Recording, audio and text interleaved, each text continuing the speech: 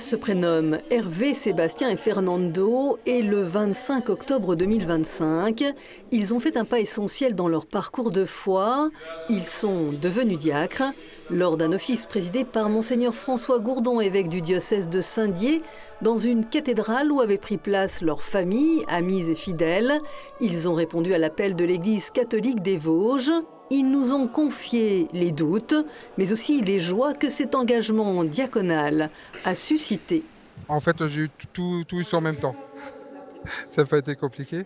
Non, pour moi, l'appel au diaconat, ça a été pour moi la suite de mon cheminement par rapport à tout ce que j'ai en arrière.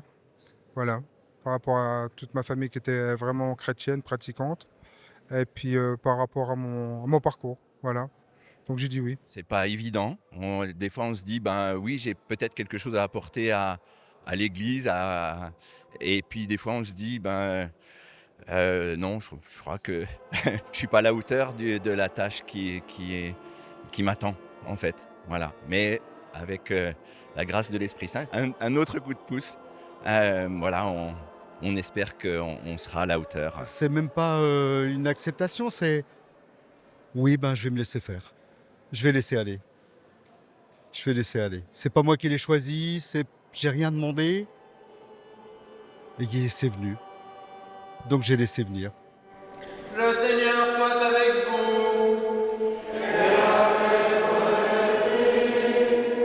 Pour ces trois laïcs déjà investis au sein de leur paroisse, le diaconat s'inscrit dans une expérience spirituelle déjà bien ancrée souvent depuis l'enfance. J'étais guidé sous le chemin de la foi par ma grand-mère. Après, un petit plus, je dirais pas un petit plus, je dirais c'est le début d'un nouveau chemin. En étant chauffeur VSL, je m'occupe beaucoup des malades.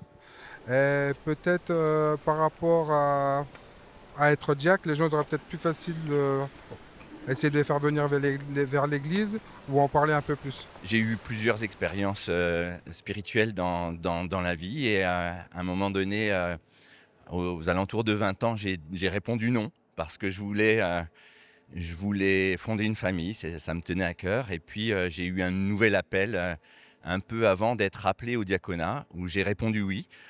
Et à ce moment-là, je ne savais pas ce à quoi ce oui allait me mener.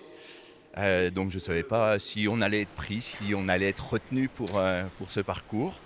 Mais il semblerait qu'on nous fasse confiance. Je suis marié, j'ai des enfants, j'ai ma vision, j'ai ma façon, j'ai mon humour, que je ne lâche pas. Je vais tout faire, et c'est ce que m'a demandé l'évêque, et c'est ce qu'on m'a demandé pendant tout mon parcours, de continuer à être moi-même.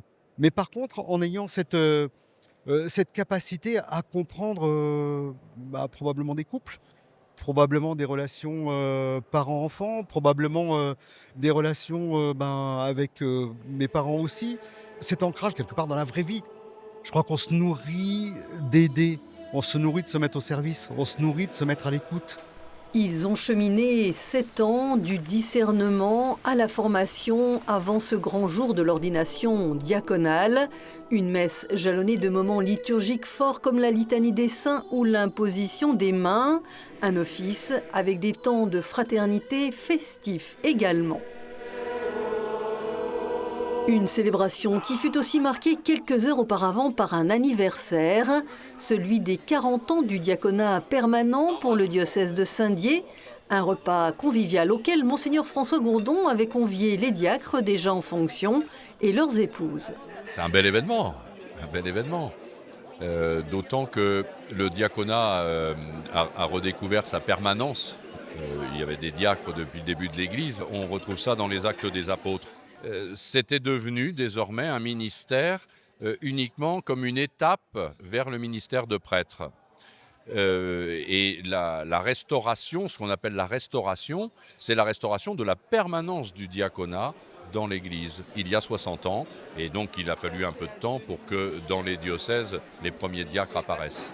Bien sûr, la mission est toujours à l'égard de tous, mais comme dans toute famille d'ailleurs, ceux qui nous préoccupent, c'est ceux qui ne vont pas bien, ou ceux qui sont un peu en marge. Et donc depuis 40 ans, il y a cette présence de diacres qui signifie l'attention de l'Église qui était déjà présente, mais plus insistante finalement, ou mieux signifiante, à l'égard des pauvres et des personnes qui sont à l'extérieur ou qui sont loin de l'Église.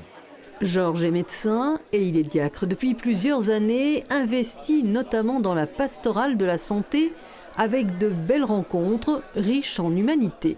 En particulier des accompagnements de fin de vie qui m'ont beaucoup marqué alors à la fois dans ma spiritualité et dans ces rencontres que je peux vivre, et bien sûr avec ce regard de foi que je porte et qui ne s'exprime pas forcément de façon très explicite lorsque je travaille, mais en tout cas dans ces rencontres, eh bien je vis de cette foi au Christ.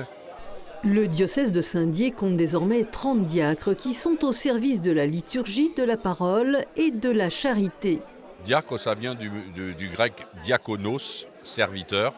C'est vraiment participer de la sollicitude de l'évêque, à l'égard de ceux qui sont laissés pour compte dans l'Église et dans la société.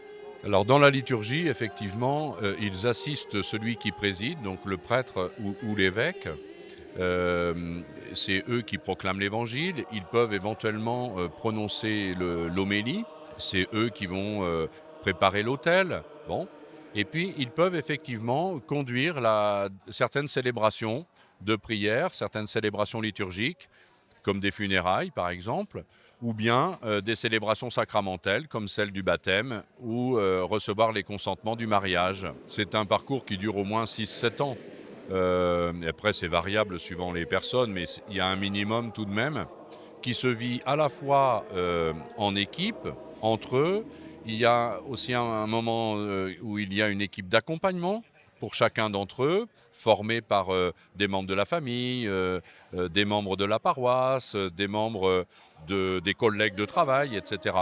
Le diaconat est ouvert aux hommes célibataires ou mariés et ce jour-là, les épouses, Espérance, Patricia et Jaspina, ont été associées pleinement. Elles ont donné leur accord car cette aventure se vit à deux. Acceptes-tu tout ce que le diaconat qu'il va recevoir apportera de nouveautés dans votre couple et votre vie de famille? Oui, je l'accepte. Mais je me suis dit c'est incroyable, c'est un grand appel, une grande chance de pouvoir aider.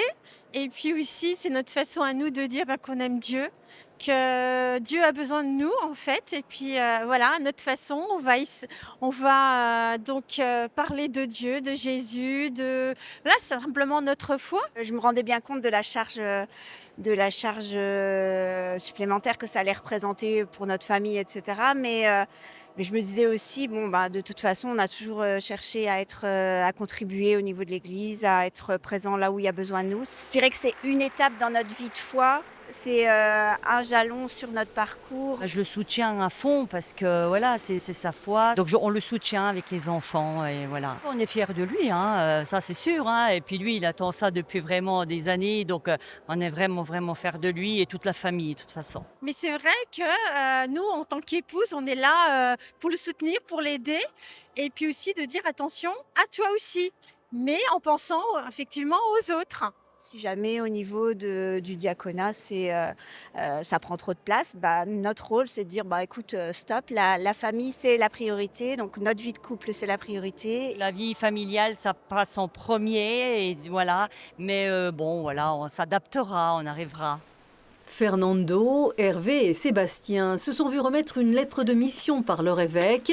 La première année sera celle d'une intégration dans leurs nouvelles fonctions au sein de leurs paroisses respectives. Relais entre l'Église et la société, ils ont choisi pour servir en confiance cette phrase tirée du psaume 119 « Ta parole est une lampe qui éclaire mes pas, une lumière sur ma route ».